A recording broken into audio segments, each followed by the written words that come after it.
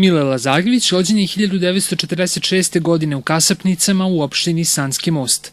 Pored rada na radiju i televiziji gdje je uređivao emisije u oblasti kulture, u međuvremenu se bavio i pisanjem proze i poezije, što mu je danas glavna okupacija. Do sada je objavio 15 knjiga, a poslednja u nizu nosi naziv Istine i sadrži priče, pesme, haiku poeziju i aforizme. Pa 15. knjiga na neki način svakome znači i to je jubilej. To je jedna knjiga, rekao bi, izabranih dela ili iz svih 14 knjiga uzeli smo ono što je esencija, ono što sam ja izabrao i ovo što su ugledni recenzenti Radomir Andrić i Aleksandar Čotrić, jedan o književnosti, drugi o satiri isključivo.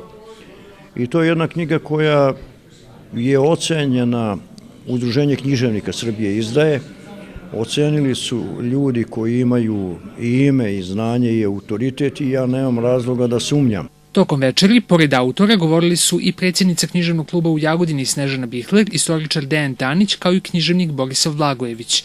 Odlomke iz knjige čitala je Kristina Bigić-Makić, dok je u muzičkom delu programa nastupio jagodinski kantautor Duško Dimitrijević Endži.